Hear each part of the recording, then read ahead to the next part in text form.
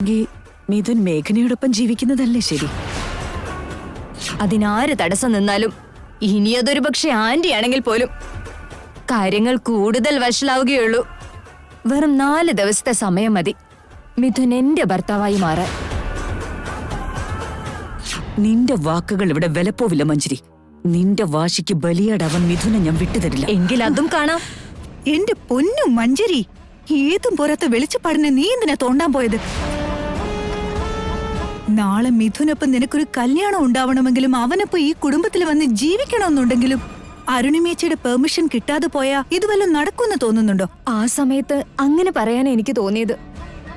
എന്നോട് ഒഴിഞ്ഞു പോകണമെന്നും മിഥുനെ മേഘനെ ഒന്നിച്ച് ജീവിക്കാൻ അനുവദിക്കണമെന്നും പറഞ്ഞപ്പോ കാര്യങ്ങളെല്ലാം എന്റെ കയ്യിൽ നിന്ന് പോയി പ്രിയമതാന്റി. അങ്ങനെയാ അരുണിമാന്റിയോട് ചലഞ്ച് ചെയ്യേണ്ട ഒരു അവസ്ഥ എനിക്കുണ്ടായത്.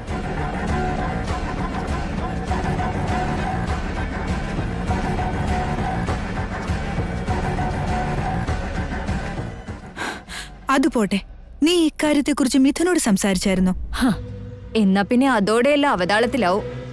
അതെങ്ങനെയാ? എന്നും അമ്മ പറയുന്നതാണല്ലോ അവൻ അവസാന വാക്ക്. അമ്മയൊരു വര വരച്ച അവൻ അവിടെ നിൽക്കും. അങ്ങനെയുള്ളവനോട് ഞാനെങ്ങാനും ചെന്ന് ഈ ചലഞ്ചിനെ കുറിച്ച് പറഞ്ഞ മനസ്സില്ലാ മനസ്സോടെയാണെങ്കിലും അമ്മയുടെ കൂടെ നിൽക്കാനേ അവൻ തീരുമാനിക്കും. മഞ്ജരിയും മഞ്ജരിയുടെ പ്രണയത്തെയും എല്ലാം കുഴിച്ചുമൂടും. നീ പറഞ്ഞതിലും കാര്യമുണ്ട് മഞ്ജരി. പിന്നെ നമ്മളിപ്പോ എന്താണ് ചെയ്യേണ്ടത്? ഈ ചലഞ്ചിനെ കുറിച്ച് മിഥുൻ ഒരിക്കലും അറിയാൻ പാടില്ല. ഈ 4 ദിവസത്തിനകം മിഥുനെ കൊണ്ട് കല്യാണത്തിന് സമ്മതിപ്പിക്കണം. 4-ാം ദിവസം അവൻ കെട്ടിയ താലി എന്റെ കഴുത്തിൽ കിടക്കണം.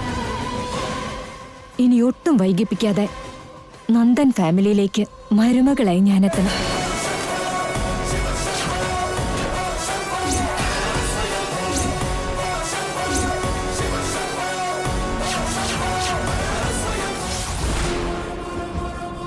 മഞ്ജരി എവിടെയെങ്കിലും കാണുന്നില്ലല്ലോ.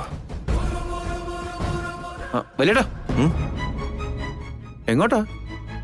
പ്രസാദങ്ങൾ ഇവിടെ ഇരിക്കുമ്പോ വലിയേട്ടൻ ഇത് എങ്ങോട്ടാ പോണേ?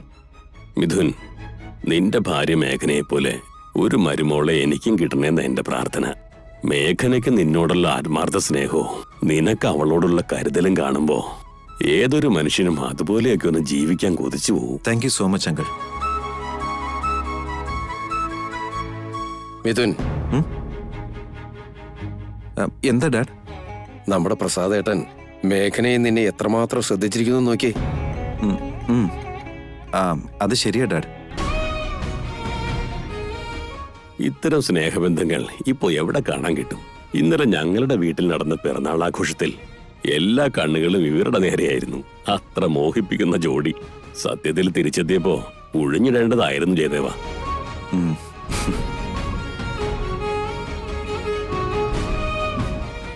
വലിയേട്ടാ, വലിയേട്ട എങ്ങോട്ടേ പോകുന്നത്?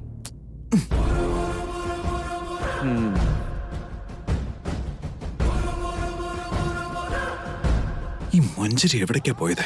അവളോട് സംസാരിച്ചേ പറ്റൂ. ഹലോ, എന്താ നീരജ്, നോക്കി നടന്നൂടെ? മിഥുൻ, കാര്യമില്ലാതെ നീ ഇപ്പൊ എന്തിനാ എന്നോട് ദേഷ്യപ്പെടുന്നേ? ഒന്നുമില്ല നീരജ്, ഞാനൊരു ചെറിയ ടെൻഷനിലായിരുന്നു. അതാ. മിഥുൻ, എന്നോടൊരു സത്യം പറയൂ. ഞാൻ അറിയാൻ പാടില്ലാത്ത എന്തെങ്കിലും നീ ഒളിപ്പിക്കുന്നുണ്ടോ?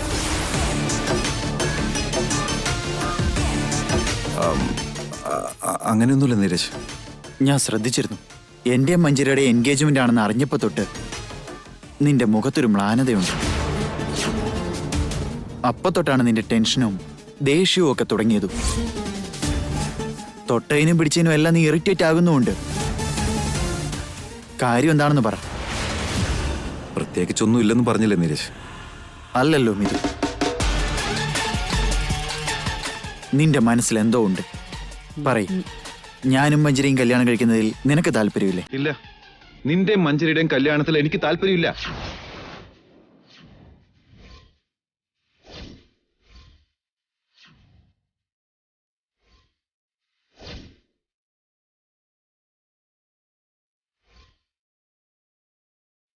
അപ്പോ ഞങ്ങള് തമ്മിലുള്ള ബന്ധം നിനക്ക് ഇഷ്ടമല്ലെന്നാണോ? അതെ നീരജ്, എനിക്കത് ഇഷ്ടമല്ല.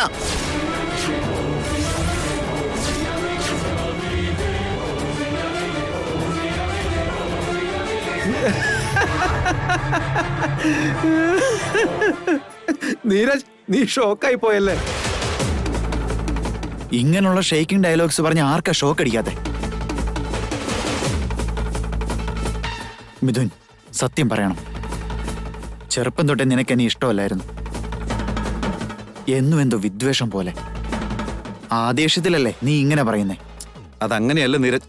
നീരജ്, അങ്ങനെയൊന്നും ഇല്ലെന്നേ. മഞ്ചരി എന്റെ വലിയേട്ടനും ക്ലോസ് ഫ്രണ്ട്സാന്നുള്ള കാര്യം നിനക്കറിയാലോ.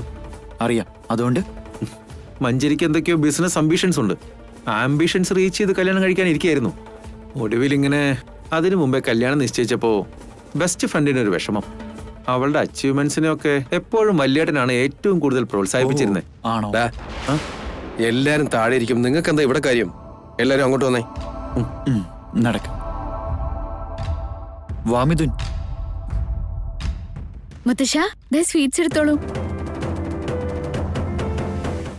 എന്താ മോളെ വിശേഷിച്ച്? വിശേഷിച്ചൊന്നുമില്ല. വീട്ടില് മംഗളവർത്തമാനങ്ങൾ തുടങ്ങിയപ്പോ മധുരം വിതരണം ചെയ്യണമെന്ന് തോന്നി. ഇന്ന് മഞ്ചരിക്കും നീരജനും എൻഗേജ്മെന്റിന്റെ മുഹൂർത്തം ഫിക്സ് ചെയ്യാൻ പോവല്ലേ. അതുകൊണ്ടാ ഞാൻ ഈ ലഡ്ഡു ഉണ്ടാക്കിയത്. മധുരം കഴിച്ചുകൊണ്ട് വേണ്ടേ മംഗളകർമ്മങ്ങൾ നമ്മൾ തുടങ്ങാൻ. എന്റെ അച്യുതൻ നായരുടെ അതേ സ്വഭാവം. അവന്റെ വളർത്തുകൂടെ എവിടേക്ക് പോകാനല്ലേ? നിന്നെ കാണുമ്പോ എനിക്ക് അവനെ കാണുന്ന പോലെ തോന്നുന്ന മോളെ.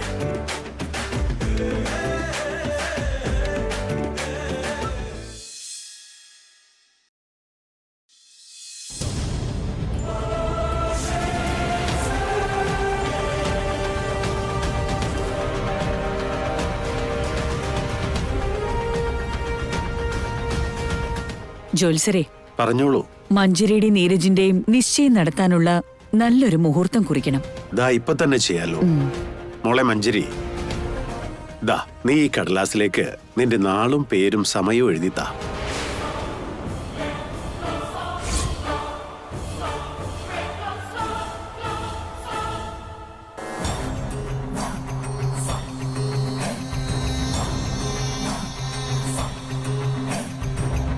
മോനെ നീരജ്, നിന്റെ നാളും പേരും ഒക്കെ നീയും ഈ കടലാസിലേക്ക് അങ്ങോട്ട് എഴുതി. ശരി ജോത്സരെ.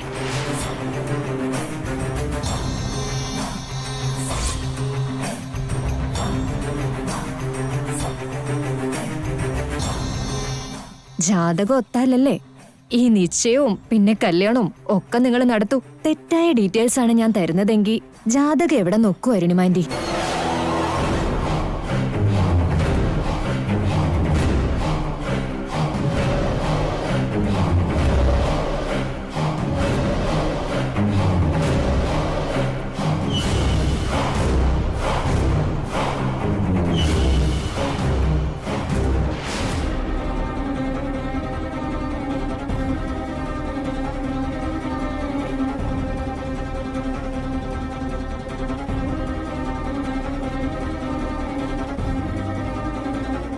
എന്തു പറ്റി ജോത്സരെ? കണക്കുകൾ കൂട്ടിയും കിഴിച്ചും കുറെ നേരം ആയല്ലോ. എന്തെങ്കിലും പ്രശ്നമുണ്ടോ? ഒരു കടലാസ് മൊത്തം കുത്തിക്കുറിച്ചിട്ടും തീരാത്തത്ര പ്രശ്നമാണോ? പറഞ്ഞോ ജോത്സരെ. നിങ്ങളുടെ പരിഭ്രമം കാണുമ്പോ എന്റെ മനസ്സിലും ആദ്യ കയറി തുടങ്ങി. എന്താണെങ്കിലും തുറന്നു പറഞ്ഞോളൂ.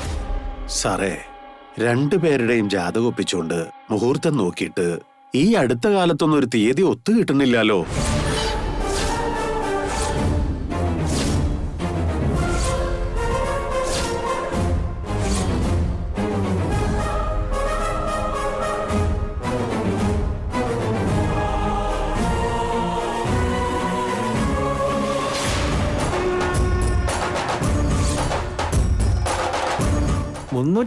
ദിവസങ്ങളുണ്ടായിട്ടും ഒരു തീയതി പോലും അതിൽ ഒത്തു കിട്ടുന്നില്ലേ ജോത്സരെ?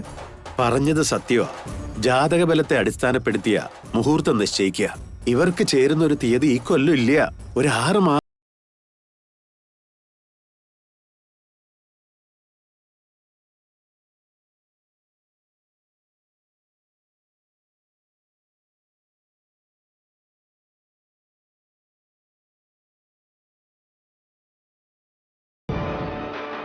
നന്നായി, എന്റെ പ്ലാൻ കുറുക്കിക്കൊണ്ടല്ലോ.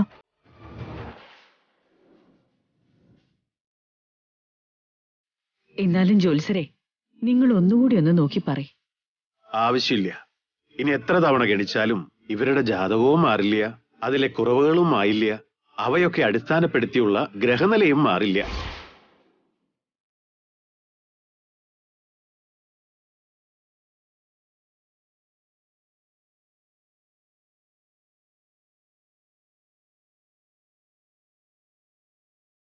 അടുത്ത കാലത്തൊന്നും ഈ കല്യാണം നടക്കാൻ യാതൊരു സാധ്യതയില്ല.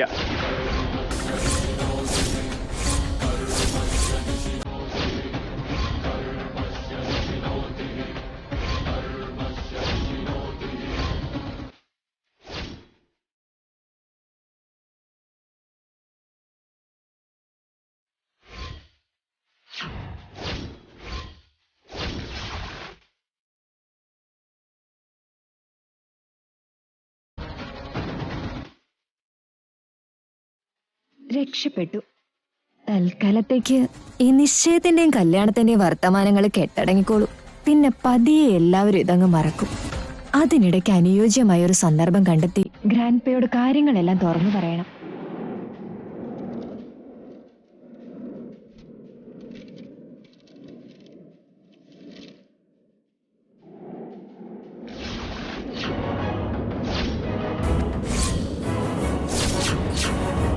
മഞ്ജരിയുടെയും നീരജിന്റെയും കല്യാണം നടത്തി ഇവൻ അമേരിക്കയിലേക്ക് പോകുമ്പോ കൂടെ ഇവളെ അയക്കാന്ന് കണക്കൂട്ടിയതാ. ഇനി അതൊന്നും നടക്കുമെന്ന് തോന്നുന്നില്ല. ഒക്കെ നടക്കും മുത്തശ്ശ.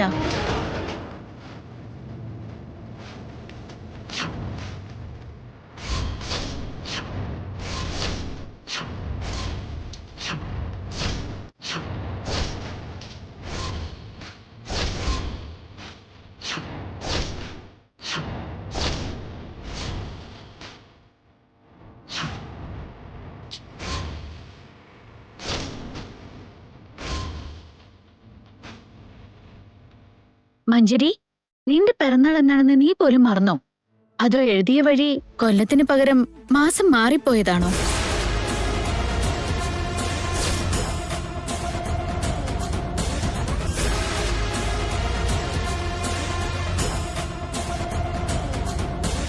കുറച്ചു മുമ്പ് വിവേക് പറഞ്ഞില്ലായിരുന്നോ ഈ മാസം 24-ാം തീയതിയാണ് നിന്റെ പിറന്നാളെന്ന്? പക്ഷെ ഇതില് നീ അടുത്ത മാസം 24 എന്നാണ് കേട്ടോ എഴുതിയിരിക്കുന്നേ.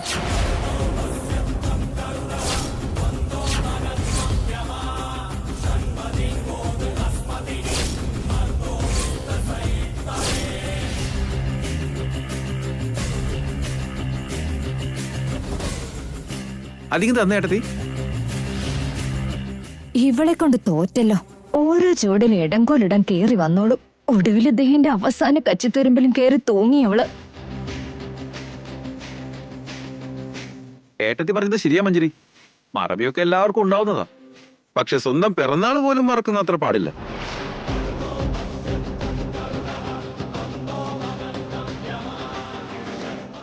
ഇത് കണ്ടോ ജോത്സരെ, മഞ്ജരി അവളുടെ പിറന്നാളിന്റെ മാസം തെറ്റിച്ച എഴുതിയിരിക്കുന്നേ.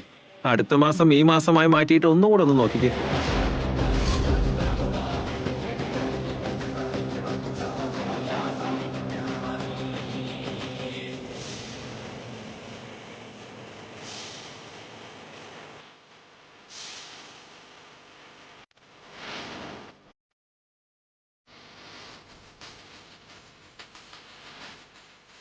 സാറേ, ഇപ്പൊ ഈ രണ്ട് ജാതകങ്ങളും തമ്മിൽ നല്ല ചേർച്ചയാ.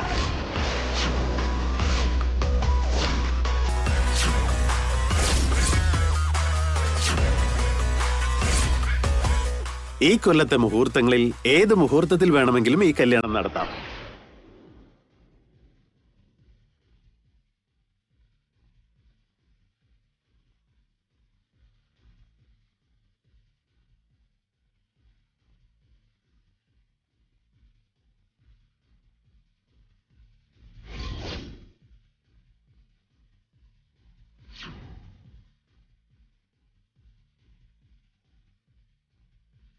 ഏതെങ്കിലും ഒരു മുഹൂർത്തം ശരിയാവില്ല ജോത്സരെ. ഏറ്റവും അടുത്തൊരു മംഗള മുഹൂർത്തം വേണം. വരുന്ന ശനിയാഴ്ച ഒരു മുഹൂർത്തമുണ്ട്. ഒരു മാസം കഴിഞ്ഞ് മറ്റൊരു മുഹൂർത്തമുണ്ട്. ഏതാണ് നിങ്ങൾക്ക് വേണ്ടത്?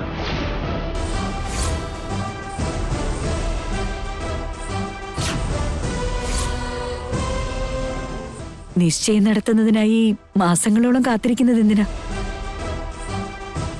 വരുന്ന ശനിയാഴ്ചത്തേക്ക് തീരുമാനിച്ചോളൂ.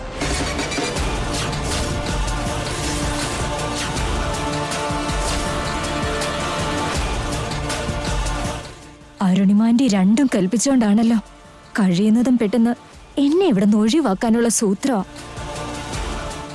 അല്ല പ്രസാദേട്ടാ, ചേട്ടന്റെ പെർമിഷൻ ഇല്ലാതെയാ അടുത്ത ശനിയാഴ്ചത്തേക്ക് ഞാൻ അങ്ങ് തീരുമാനിച്ചത്. ബുദ്ധിമുട്ടായോ? അയ്യോ, അങ്ങനെയൊന്നുമില്ല. എത്രയും പെട്ടെന്ന് ഇവരുടെ കല്യാണം നടക്കണം, അത് മാത്രമേ ഇപ്പൊ എന്റെ മനസ്സിലുള്ളൂ. എന്നാ ജോത്സരെ, മുഹൂർത്തം അടുത്ത ശനിയാഴ്ചത്തേക്ക് ഉറപ്പിച്ചോളൂ. ശരി സാറേ.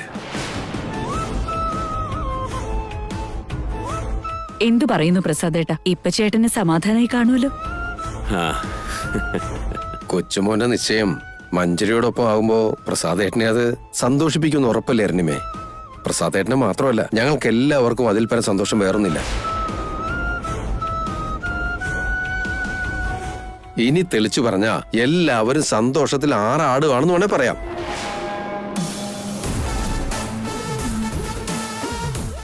മോളെ മേഘനെ, ഇവരുടെ നിശ്ചയം നടത്താനുള്ള മുഹൂർത്തം ഒത്തു കിട്ടിയ അമ്മ മഹാമായെ പട്ടുടിപ്പിച്ചോളാന്ന് ഞാൻ നേർന്നിരുന്നു.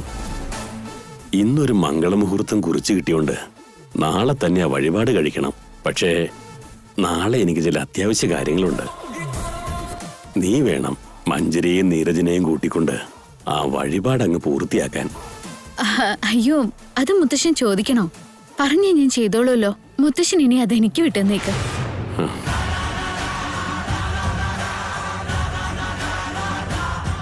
ഇപ്പോഴാ ഞാനൊരു കാര്യം ഓർത്തെ. മിഥുന്റെയും മേഘനയുടെയും കല്യാണം കഴിഞ്ഞ് അവരെ രണ്ടുപേരെയും കൊണ്ട് ദേവീക്ഷേത്രത്തിൽ ഒരു ഗൗരി പൂജ നടത്തിക്കണമെന്ന് കരുതിയിരുന്നതാ. അത് ഇതുവരെ മുടങ്ങിക്കിടക്കുമായിരുന്നു.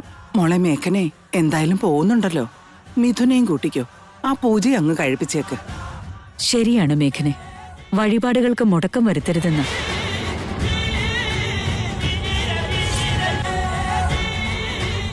ഇനിയുള്ള നിങ്ങളുടെ ദാമ്പത്യ ജീവിതം ആശയാഭിലാഷങ്ങളുടെ ഫലവത്തായി നിറകുടമാകണമെങ്കിൽ ഗൗരി പൂജ എന്ന ദാമ്പത്യ വ്രതം എടുത്തേ പറ്റൂ. മോം, എന്തിനാ ഇപ്പൊ ഇങ്ങനെ ഒരു വഴിപാടും പൂജയൊക്കെ?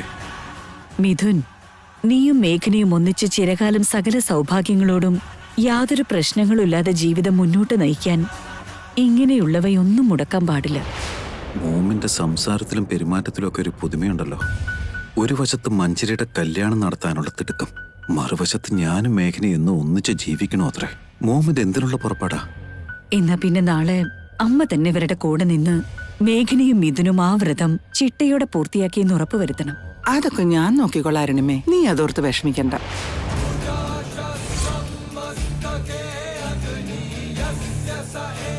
അതെ, നിശ്ചയപത്രിക എഴുതി കഴിഞ്ഞു. ഞാനതൊന്ന് വായിക്കാം. ശങ്കരമംഗലത്തെ കൃഷ്ണപ്രസാദിന്റെ കൊച്ചുമോളും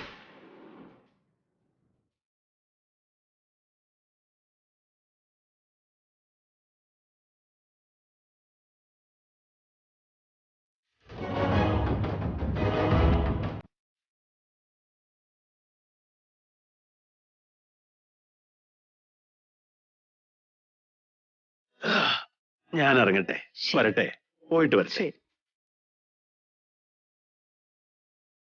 മോളെ അരുണിമേ, ആ ജയദേവ, ഈ കുടുംബം സന്ദർശിക്കാൻ കഴിഞ്ഞതിലും നിങ്ങളെയൊക്കെ കാണാൻ കഴിഞ്ഞതിലും വളരെ സന്തോഷമുണ്ട്.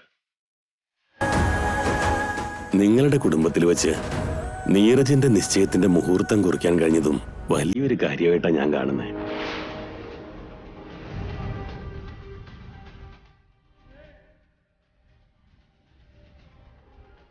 അരുണിമ മുൻകൈയെടുത്ത് ഉടൻ തന്നെ ജോലിസരെ വിളിച്ച് മുഹൂർത്തം കുറിച്ച പോലെ നാളെ ഇവന്റെ കല്യാണക്കാര്യങ്ങളും അരുണിമയുടെ കൈകൊണ്ട് തന്നെ നടക്കട്ടെ.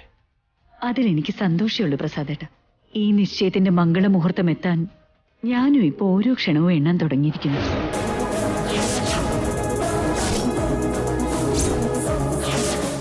വളരെ സന്തോഷം അരുണിമേ. എന്നാ പിന്നെ ഞങ്ങൾ ഇറങ്ങുക. നീരജ്, പോമനെ.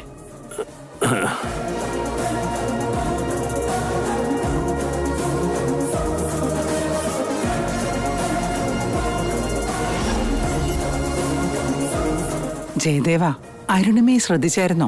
എന്തൊരു മാറ്റാ. ശരിയാണമ്മേ, ഞാനും ശ്രദ്ധിച്ചിരുന്നു. മേഘനയും ഇതിനും ചിരകാലം ഒന്നിച്ചു കഴിയണമെന്ന് അവള് പറഞ്ഞത്. ഈ ഒരു മാറ്റം ഇനി മാറാതിരുന്നാ മതിയായിരുന്നു. ആ ദൈവം അനുഗ്രഹിച്ച് മിഥുനും മേഘനയും ഇതുപോലെ എന്നും ഒന്നിച്ചു കഴിയണം. ഇടയ്ക്ക് നിൽക്കുന്ന മലമ്പുഴ യക്ഷിയെ തളയ്ക്കുന്നതോടെ നമ്മുടെ കാര്യം കഴിഞ്ഞു. പിന്നെ ഏട്ടനും ഏട്ടത്തേക്കും ഇടയിൽ വേറൊരു പ്രശ്നം ഉണ്ടാവില്ല. മഞ്ജരി പോയ മിഥുൻ എന്ന നമ്മുടെ ഗന്ധർവനുമൊത്ത് ജീവിക്കാൻ മേഘന എന്ന ദേവി റെഡിയല്ലേ? നീ ഇയാള് കൊള്ളാലോടാ.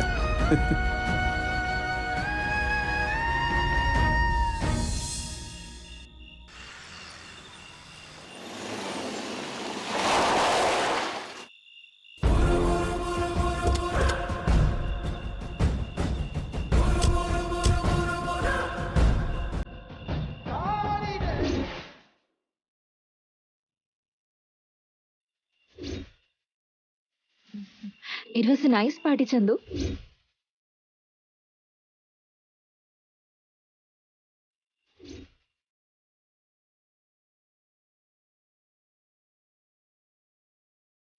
നീ കൂടെ ഉണ്ടെങ്കിൽ സമയം പോകുന്നത് അറിയുന്നില്ലടാ. ലോകത്ത് ഏതു പെണ്ണും നിന്നെ പോലെ ഒരാളെ ബോയ്ഫ്രണ്ട് ആയിട്ട് കിട്ടാൻ എന്തായാലും ആഗ്രഹിക്കും. I am very lucky Chandu. നിന്നെ പോലെ ഒരു സുന്ദരി പെണ്ണിനെ എനിക്ക് കിട്ടിയത് എന്റെ ഭാഗ്യവാ. നീ എന്റെ ഗേൾഫ്രണ്ട് ആണെന്ന് അറിഞ്ഞപ്പോ തൊട്ട് എന്റെ ഫ്രണ്ട്സ് എല്ലാം അസൂയ മൂത്തിരിക്കുക. നേരാണോ ചന്തു? പ്രോമിസ്. എന്നാ ഞാൻ പോട്ടെ ചന്തു. അങ്ങനെ പോവല്ലേ. നാളെ നമ്മൾ പിന്നെ കാണുമല്ലോ. നാളെ കാണും വരെ ഒരു ഉമ്മ വന്നിട്ട് പൊയ്ക്കൂടെ? ശരി.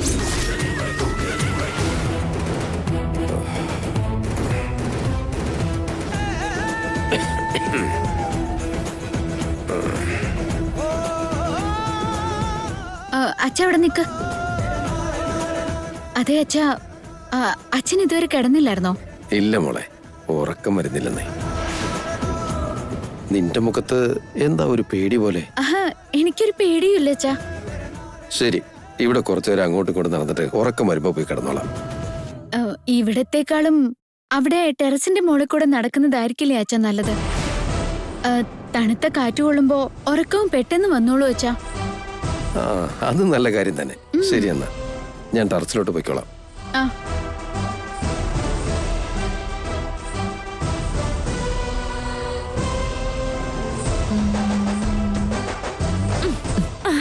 ശരി, ബൈ.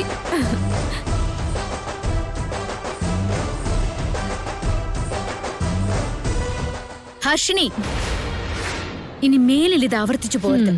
പിന്നെയും തുടങ്ങിയല്ലോ മാഡം. സ്ഥലക്കാല ബോധം പോലും ഇല്ലാണ്ട് നാട്ടുകാർ കാണും വിധം വല്ലവനും കെട്ടിപ്പിടിക്കുക ഉമ്മ കൊടുക്കുകയും ചെയ്താ ഈ വീടിനത് എത്ര വലിയ പേരുദോഷം ഉണ്ടാക്കുന്നുള്ള ചിന്ത പോലും നിനക്കില്ലേ? ദേ മേഘനെ, അവൻ എന്റെ ബോയ്ഫ്രണ്ടാ. ബോയ്ഫ്രണ്ട് ഗേൾഫ്രണ്ടും ആകുമ്പോ അങ്ങനെയൊക്കെ പെരുമാറുക. പട്ടികാട്ടിന്ന് കുറ്റിമറിച്ച് പോന്നവൾക്ക് സിറ്റി ലൈഫ് പരിചയമില്ലാഞ്ഞിട്ടാ. വിവേകം വികാരത്തിന് മുൻപിൽ വഴി മാറിക്കൊടുക്കുമ്പോ കണ്ണില് തിമിരം ബാധിക്കും. അവിടെ പട്ടിക്കാടെന്നോ പട്ടണമെന്നോ വ്യത്യാസമില്ല. നിന്റെ ഈ ഉപദേശവും ഉപന്യാസമൊക്കെ വല്ല ഉത്സവ പറമ്പിലെ പ്രസംഗവേദിയിൽ ചെന്ന് പറയും. എന്റെ കാര്യം ഞാൻ നോക്കിക്കോളാം. എന്റെ പ്രണയത്തിൽ നീ കൈകടത്തണ്ട. നിന്റെ പ്രേമം എവിടം വരെയെന്ന് പിന്നെ നോക്കാം. പക്ഷെ നാണയില്ലാത്ത നിന്റെ ഇടപാട് കുടുംബത്തിന് പേരുദോഷം ഉണ്ടാക്കി വെക്കും. ദയവ് ചെയ്ത് കുറച്ചുകൂടി സഭ്യതയോടെ പെരുമാറാൻ നോക്കി നിനക്ക് കൊള്ളാം. സഭ്യത സംസ്കാരമൊന്നും നീ എനിക്ക് പഠിപ്പിച്ചിരേണ്ട കാര്യമില്ല. ഇനി ഈ വീടിന് പേരുദോഷം ഉണ്ടായാലും എന്റെ ഇഷ്ടത്തിനൊത്ത് ഞാൻ ജീവിക്കൂ. ഹർഷിനി, ഹർഷിനി, ഹർഷിനി.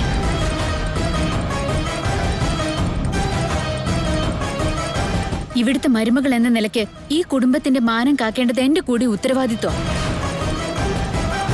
ഇത്തരത്തിലുള്ള വാക്കുകൾ ഇനിയും നിന്റെ നാവിൽ നിന്ന് വീണ നീ വിവരറിയും മോളെ.